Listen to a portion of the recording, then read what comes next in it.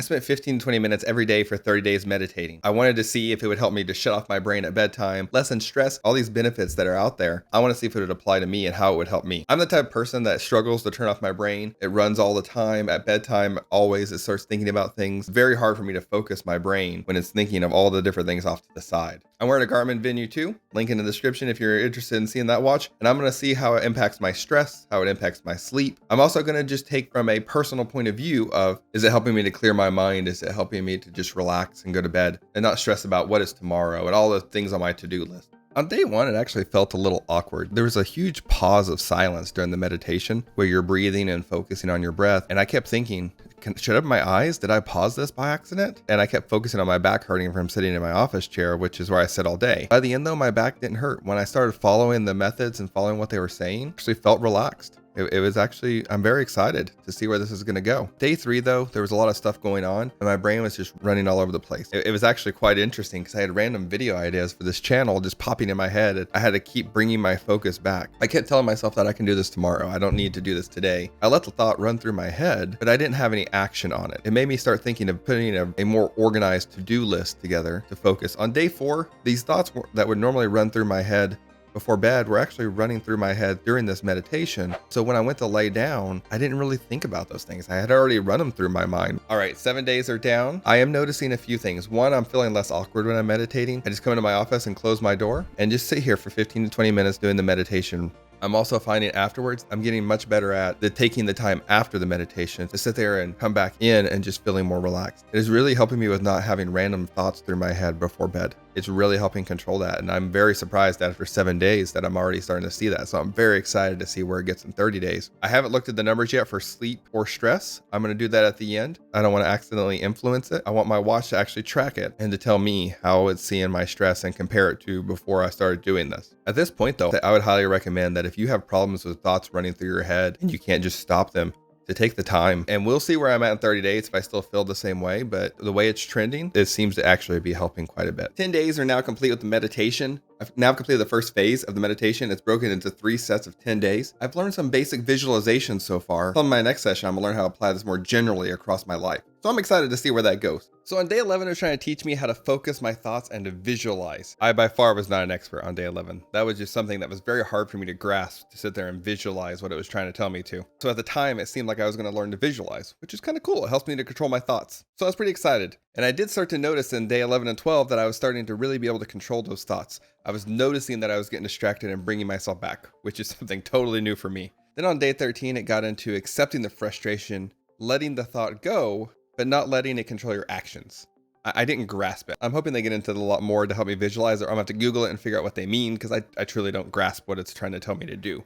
Now we're at day 14 and I finished 2 weeks. I'm still not grasping what's taught on day 13, but it's only been a couple days. I'm hoping in the next few days it kind of gets into a little more detail to explain that. I'm sure it will, because I can't imagine that it wouldn't. I'm also still struggling to use what's being taught outside the session, which is part of what the session is trying to teach me to do. But I do get the 15 to 20 minutes a piece, where I'm really getting better at controlling my thoughts. Something really funny I noticed in the sessions though is you're supposed to control your thoughts throughout the whole session, and then as you wrap up, it says, let your brain do whatever it wants. That seems to be the only time that my brain doesn't want to do anything. It just sits there and thinks of nothing. I guess I just like being defiant.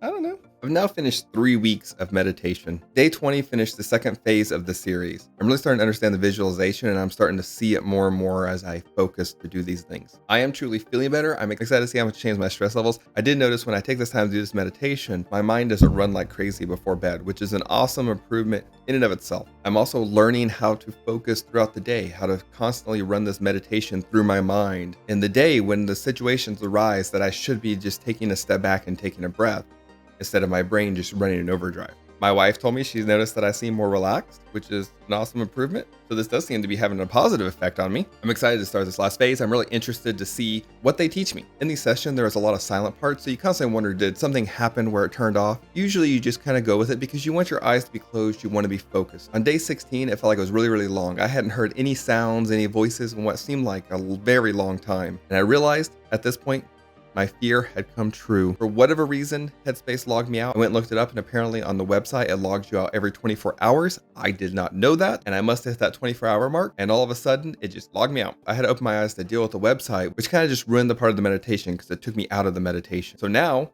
I'm going to start logging out and logging back in every time I meditate just to make sure I don't get logged out by accident. Lesson learned.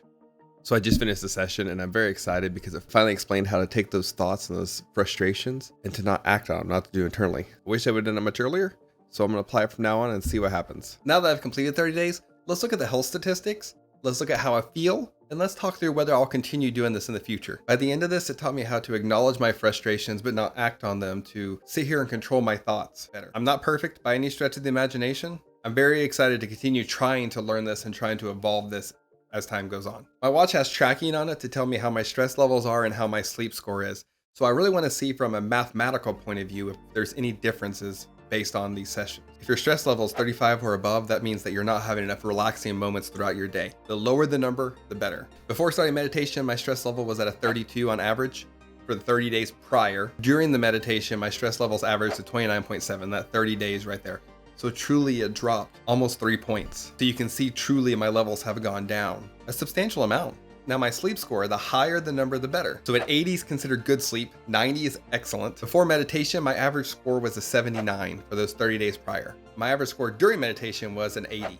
So not a drastic difference, but a little bit of an improvement. Those are the true mathematical stats. Now let's talk through the stuff that's not as quantifiable.